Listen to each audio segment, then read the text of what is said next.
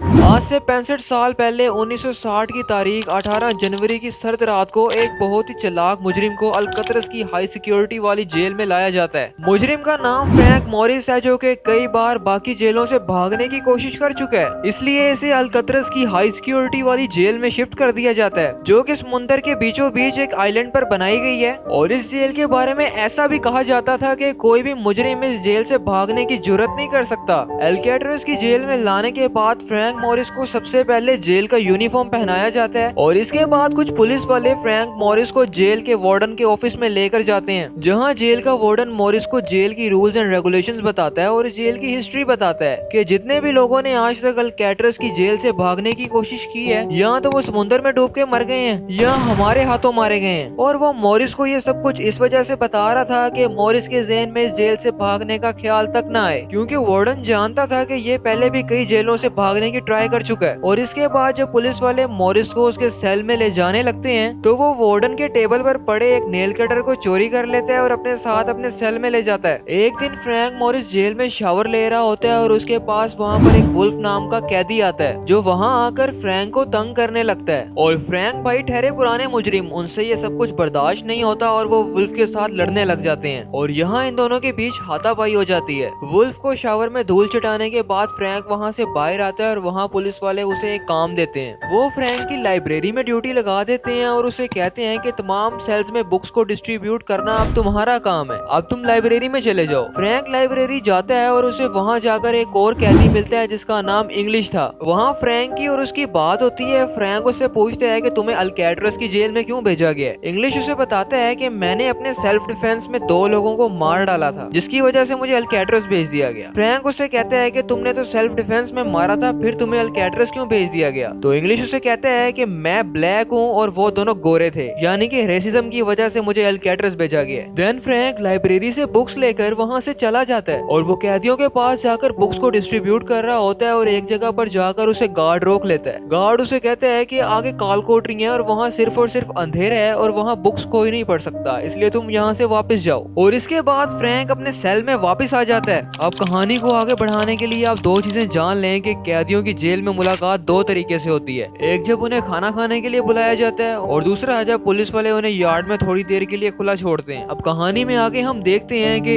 एक दिन सारे मुजरिम यार्ड में खड़े हुए हैं और वहाँ फ्रैंक की मुलाकात एक डॉक नाम के मुजरिम से होती है, जो कि जेल में पेंटिंग्स बनाता है और उसकी और फ्रैंक की काफी अच्छी दोस्ती हो जाती है। एक दिन फ्रैंक और डॉक यार्ड में खड़े होकर बातें कर रहे होते हैं, तभी डॉक फ्रैंक से कहता है कि तुम्हारे पीछे वुल्फ आ रहा है। फ्रैंक उसे कहता है कि क्या उसके हाथ में कोई चीज है, तो डॉक उसे रिप्लाई करता है कि हाँ, उसके हाथ में चाकू है जो वो शायद तुम्हें ही मारने आ रहा है। और जैसे वुल्फ फ्रैंक के पास आकर उस पर चाकू से वार करता है, फ्रैंक अपनी जैकेट से बड़ी चालाकी से उस वार को रोक लेता है और यहाँ इनकी एक बार फिर से लड़ाई शुरू हो जाती है, मगर इस बार इन्हें गार्ड्स देख लेते हैं और एक ऑफिसर आकर गार्ड्स को ऑर्डर देता है कि इन दोनों को काल कोठरी में बंद कर दो। फ्रैंक उसे कहता है कि ये लड़ाई वुल्फ ने शुरू की थी, मगर ऑफिसर फ्रैंक की एक भी नहीं सुनता और उसे भी काल कोठरी में बंद कर देता है। कुछ दिन फ्रैंक को उसी काल कोठरी में रखा जाता है जहाँ उस पर मुख्तलिफ किस्म के टॉर्चर किए जाते हैं, जिसकी एक एग्जाम्पल आप यही ले लें कि जब भी फ्रैंक सो रहा होता था, एक गार्ड आकर उसके ऊपर पानी फेंक देता था, जिससे फ्रैंक की आंख खुल जाती थी। 2 हफ्ते फ्रैंक के ऐसे ही गुजरते हैं और 2 हफ्तों के बाद फ्रैंक को इस काल कोठरी से बाहर निकालकर उसके नॉर्मल सेल में वापस डाल दिया जाता है और फ्रैंक को लाइब्रेरी से हटाकर लकड़ियां काटने के काम पे लगा दिया जाता है, जहां उसके साथ डॉग भी काम करता था। और इन्हीं दिनों फ्रैंक को यार्ड में एक और कैदी मिलता है जिसका नाम चार्ली था और इसके साथ भी फ्रैंक की काफी अच्छी दोस्ती हो जाती है। चार्ली काफी परेशान था क्योंकि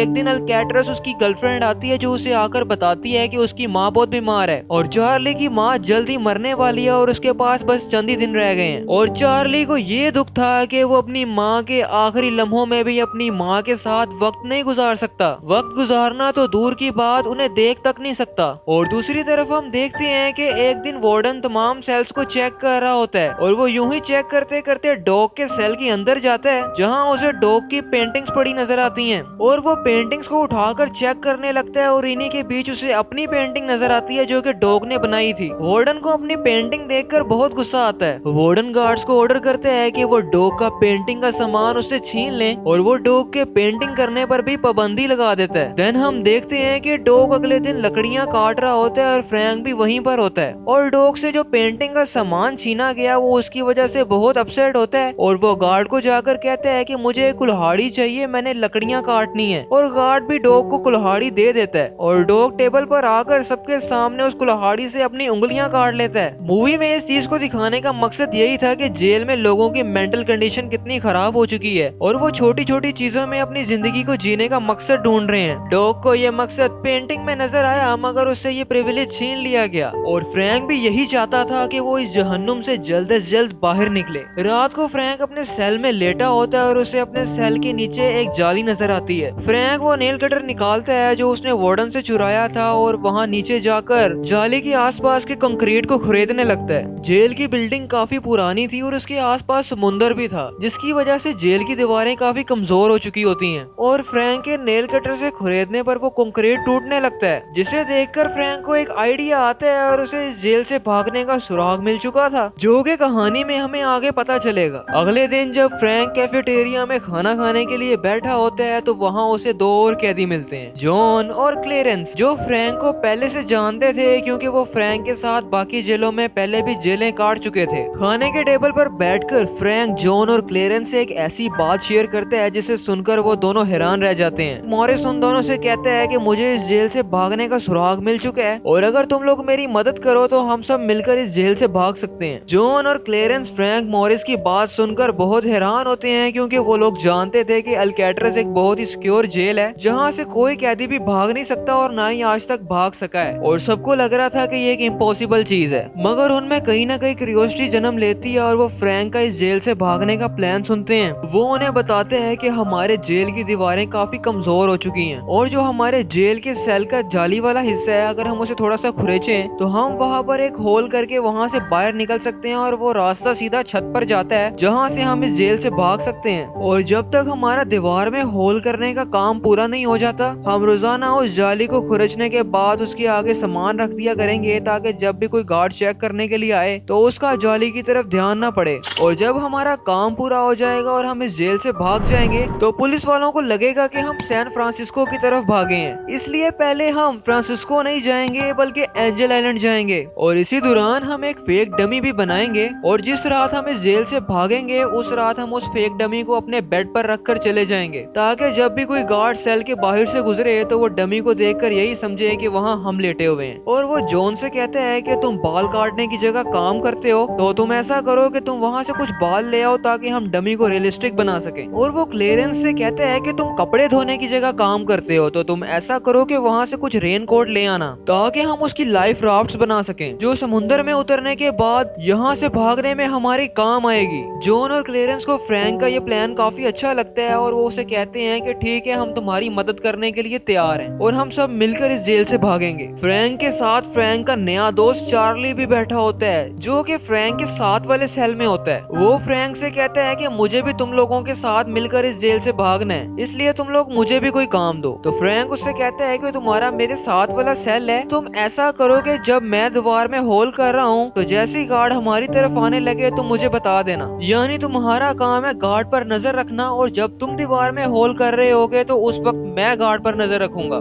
इसके बाद सब लोग अपने सेल में जाकर काम शुरू कर देते हैं। रात को फ्रैंक अपने नेल कटर से जाली के साथ वाले कंक्रीट को तोड़ रहा होता है मगर नेल कटर से उसका काम ज्यादा बन नहीं रहा होता और कंक्रीट भी ज्यादा टूट नहीं रहा होता और उसके अपने हाथ भी दर्द करने लग जाते हैं। अगले दिन खाने के टेबल पर बैठकर फ्रैंक जॉन और क्लेरेंस से कहता है कि नेल कटर से उसका काम ज्यादा बन नहीं रहा, अब मुझे कोई और तरकीब सोचनी होगी। तभी फ्रैंक जिस खाने के चम्मच से खाना खा रहा होता है उसे देखकर उसे एक आइडिया आता है। वो जॉन से कहता है कि तुम मेरे साथ आओ और गार्ड को बातों में लगाओ। जॉन और फ्रैंक गार्ड के पास जाते हैं और फ्रैंक गार्ड को जाकर कहता है कि मेरा चम्मच बहुत गंदा है, मुझे दूसरा चम्मच चाहिए। गार्ड उसे कहता है कि उठा लो यहाँ से एक नया चम्मच। तभी जॉन गार्ड को बातों में लगाता है और फ्रैंक एक की बजाय 2 चम्मच वहाँ से उठा लेता है और वो एक चम्मच अपने खाने की टेबल पर रखता है ताकि गार्ड्स को शक ना हो और दूसरा चम्मच अपने साथ अपने सेल में ले जाता है और अपने सेल में ले जाकर वो उस चम्मच को बीच में से तोड़ देता है और वो माचिस की तीलियां जलाकर नेल कटर के नुकीले हिस्से को चम्मच के हिस्से के साथ जोड़ देता है और इस तरह वो एक नुकीला औजार बना लेता है। और इसके बाद वो कंक्रीट को तोड़ने का काम शुरू करता है और इस औजार के साथ उसका काम बहुत आसान हो जाता है और वो कंक्रीट टूटने लगता है। इसके बाद इनका काम कई दिनों तक चलता रहता है और जब भी वो खाने की टेबल पर एक साथ बैठते थे वो डिस्कस करते थे कि उनका काम कहाँ तक पहुँचा है। फ्रैंक, जॉन और क्लेरेंस का काम तो ठीक चल रहा था, मगर चार्ली उनसे कहते हैं कि वो अभी पीछे है। और फिर दिन गुजरते रहते हैं और जेल से फरार होने का काम भी चलता रहता है।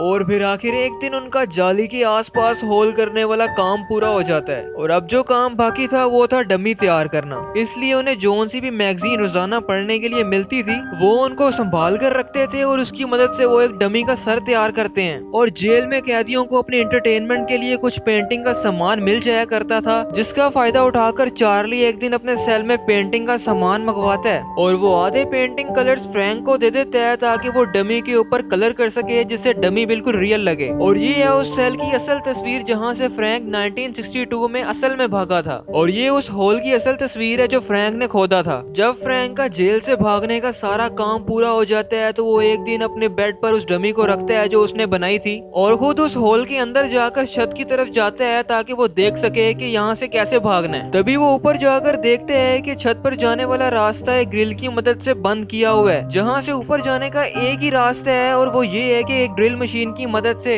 इन ग्रिल्स को काट कर हम ऊपर जाएं। और ये सब फिगर आउट करने के बाद फ्रैंक अपने सेल में नीचे वापस आ जाता है। वार्डन को फ्रैंक पर शक होता है और उसे लगता है कि फ्रैंक कोई ना कोई गड़बड़ तो जरूर कर रहा है और वो फ्रैंक का सेल चेक करने के लिए जाता है, पर वहाँ जाकर उसे कुछ भी नहीं मिलता क्योंकि फ्रैंक ने जहाँ होल किया होता है वो वहाँ पर सेम उसी तरह की कार्डबोर्ड की मदद से जाली बनाकर लगा देता है जिस तरह की वहाँ जाली पहले बनी हुई थी, जो कि देखने पर बिल्कुल रियल लग रही थी। मगर वार्डन को फिर भी सुकून नहीं मिलता और वो गार्ड से कहते हैं कि तुम फ्रैंक को जल्द से जल्द किसी और सेल में शिफ्ट करो। गार्ड वार्डन से कहते हैं कि मंगल तक कोई भी सेल फ्री नहीं है, हम मंगल वाले दिन फ्रैंक को किसी और सेल में शिफ्ट कर देंगे। और फ्रैंक और उसके दोस्तों को मंगल से पहले पहले इस जेल से भागना था, वरना उनका सारा बना बनाया खेल बिगड़ जाना था। और फ्रैंक और उसके साथियों को जरूरत थी एक ड्रिल मशीन की। फ्रैंक जहाँ पर लकड़ी का काम करता था वहाँ उसे एक लिटमस नाम का आदमी मिलता है जिसने एक चूहा पाल रखा था और वो फ्रैंक से कहता है कि वो फ्रैंक को ड्रिल मशीन ला कर दे सकता है, मगर बदले में फ्रैंक को अपना बचा बचाया खाना उसके चूहे को देना पड़ेगा। फ्रैंक को यह डील काफी अच्छी लगती है और वो मान जाता है और इसके बाद लिटमस भी फ्रैंक को एक ड्रिल मशीन ला कर दे देता है। अब आखिर वो वक्त आ ही गया था जिसके लिए वो इतने टाइम से मेहनत कर रहे थे। जेल से भागने का उनका सारा काम पूरा हो चुका था। वो सब लोग अपने बेड पर डमीज को रखकर होल से छत की तरफ जाते हैं,